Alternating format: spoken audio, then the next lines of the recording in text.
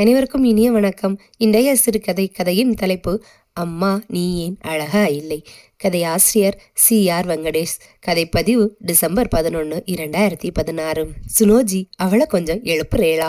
எத்தனை நாள் இன்னும் தூங்கணுமாமா? அவளுக்கு 15 வயசாகிறது. இன்னும் இப்படி பொறுப்பில்லாம இருந்தா எப்படியாம்? போர்டு எக்ஸாம் வரும், ரிவிஷன் நடக்கிறது. உடம்புல ஒரு பய உணர்த்தி இருக்கா பாருங்கோ. ஏய் சுமி, எழுந்துருடி, இல்லைனா மூஞ்சில தண்ணிய கொட்டுவேன். பொறிந்து தள்ளிய மனைவியை பார்த்தான் காசி என்கிற காசிராமன். காசி எதற்கும் அலட்டி கொள்ள மாட்டான். நடப்பது நடக்கும் என்ற எண்ணம் கொண்டவன் என்று அவனை கேலி செய்பவர்களும் உண்டு. இது அவன் காதில் விழுந்திருக்கிறது. ஆனால் அவன் அதற்கும் அசைய மாட்டான். அவன் பிறவி குணம். அவன் மனைவி உமா அவனுக்கு நேர் எதிரானவள். எப்பொழுதும் படபடப்பாகவே இருப்பாள். எதிலும் ஒரு அவசரம். அந்த அவசரத்துக்கு மற்றவர்கள் ஒத்து வராத போதும் அவளுக்கு மூக்கின் மேல் கோபம் வரும். ஆனால் காசிக்கு அவள் மேல் கோபம் இல்லை. பாவம், அவள் வீட்டு வேலையும் செய்து கொண்டு வேலைக்கும் போய் வந்து கொண்டு அவள் சுமக்கும் பாரம் அதிகம். போதாதற்கு சுமி இந்த வருஷம் 10வது வந்ததிலிருந்து அவளுக்கு ஒரு கடமை அதிகமாகி போனது. காலையில் அவளை கோச்சிங் கிளாஸ்ல கொண்டு விட்டு கூட்டி வருவது. ஒரு நாள் கூட அந்த கோச்சிங் கிளாஸில் லீவு விடவில்லை. இதோ இந்த ரிவிஷன் ஆரம்பித்த பிறகுதான் கிளாஸ் நின்றது. காசிக்கு ஷிஃப்ட் டியூட்டி. உங்க சோம்பேறித்தனத்துக்கு ஏத்த வேலை என்று உமா கிண்டல் அடித்தாலும் அதன் சோர்வு காசிக்கு தான் தெரியும். காலையில கண் விழிப்பது மிகவும் கடினமாக இருந்தாலும் தான் இல்லாவிட்டால் அம்மாவுக்கு பெண்ணுக்கும் வாக்குவாதம் வரும் என்று தன் அவதியை பொருட்படுத்தாது எழுந்து விடுவான். இன்றும் அப்படிதான் எழுந்தான். சுமியை எழுப்பிவிடத்தான் நினைத்தான். ஆனால் இன்று சமஸ்கிருதம் பேப்பர். சுமி எப்பொழுதும் 90க்கு மேல் தான் வாங்குவாள். மேலும் நேற்றிரவு ரொம்ப நேரம் வரை படுத்து கொண்டிருந்தாள். அதனால் அவளை எழுப்ப அவனுக்கு மனம் வரவில்லை. சரி, கொஞ்ச நேரம் கூட தூங்கட்டும் என்று நினைத்தான். அதற்குள் உமா கத்த ஆரம்பித்து விட்டாள். கொஞ்சம் பொறுமையாயிரு உமா, நான் எழுப்புறேன். எல்லாம் நீங்க கொடுக்கற செல்லம் தான். கெடுத்து குட்டிச்சுவராக்கி வச்சிருக்கேள். எல்லாம் நீங்க கொடுக்கற செல்லம் தான். கெடுத்து குட்டிச்சுவராக்கி வச்சிருக்கேள். பெண் குழந்தை நாளைக்கு போற இடத்துல என்ன வளர்த்துக்கா அம்மா காரின்னு என்ன தானே சொல்லி காட்ட போறா. இன்னும் 10வதே முடிக்கல, அதுக்குள்ள புக்காத்த பத்தி பேச ஆரம்பிச்சிட்டேயா என்று காசி கிண்டல் அடிக்க நினைத்தான். ஆனால் அடக்கி கொண்டு விட்டான். உமா காளியாகி விடுவாள். அதனால் மௌனமாக சுமியின் ரூம் நோக்கி சென்றான். கதவை தட்டினான். கதவு சாத்தப்படவில்லை. திறந்து கொண்டதும் குட் மார்னிங் பா என்றாள் சுமி பெட்டில் உட்கார்ந்தபடி. காசி சிரித்து கொண்டான். குட் மார்னிங் டா செல்லம், எழுந்தாச்சுன்னா வெளியே வர வேண்டியதானே, ஏன் அம்மாவை டென்ஷன் பண்ற? ஒன்றும் சொல்லாமல் சிரித்தபடி வெளியே சென்றாள் சுமி.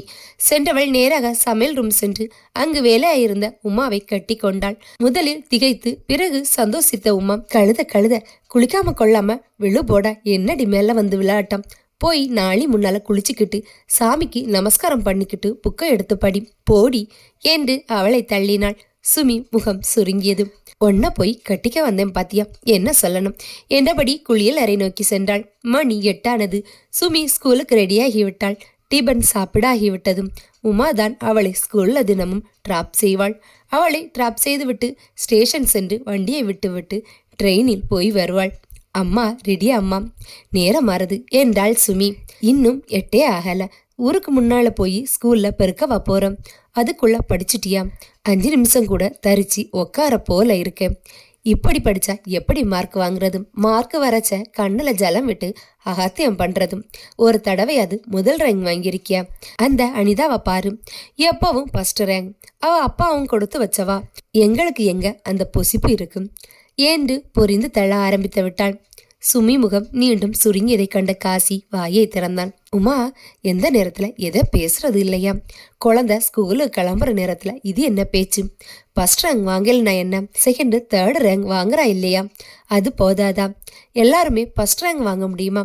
கொஞ்சம் நிதானிச்சு பேசு உமா என்றாள். உமா அடங்கி போனாள். எப்பவும் என்ன தான் நடக்க தெரியும். பெண்ணா ஒரு வார்த்தை சொல்ல மாட்டார். எல்லாம் என் தலையெழுத்து என்று சொல்லியபடி ஆபீஸில் கிளம்ப ரெடி ஆனாள். ஒரு 10 நிமிடத்தில் இருவரும் கிளம்பி போனார்கள். காசி விட்ட தூக்கத்தை தூங்க போனான். மாலையில் ஸ்கூலில் இருந்து வந்த சுமி எப்பொழுதும் போல் டிவி பார்க்க உட்காராமல் டிபன் சாப்பிட்டு விட்டு புத்தக பையை எடுத்துக்கொண்டு தன் அறைக்குள் சென்று விட்டாள். அம்மா சொன்னதற்கான கோபம் போல இருக்கு என்று காசி நினைத்து கொண்டான். சரி, எது எப்படியோ வீட்டுல சண்டை இல்லாமல் என்றால் எல்லாம் சரிதான் என்று நினைத்து கொண்டான். இரவு வீடு திரும்பிய உமாவுக்கு சுமியின் செயல் ஆச்சரியமாகத்தான் இருந்தது. சந்தோஷமும் கூட ஒன்றும் சொல்லவில்லை. இரவு ஒரு முறை பாத்ரூம் போக எழுந்து வந்தபோது சுமி ரூமில் விளக்கெறிந்து கொண்டிருந்தது. மணி 1. சிரித்து கொண்டான். முதல் நாளில் ஆச்சரியங்கள் மறுநாள் காலையில் தொடர்ந்தன. காலை 6 மணிக்கு எழுந்த உமா ஆச்சரியத்தில் எல்லைக்கே சென்றாள். அதற்கு எழுந்து விட்டிருந்த சுமி தன் அறையில் படித்து கொண்டிருந்தாள். இப்படியே சில நாட்கள் ஆச்சரியமாகத்தான் கடந்தன. அப்புறம் சுமியின் ரிவிஷன் முடிந்து நார்மல் ஸ்கூல் ஆரம்பித்தது.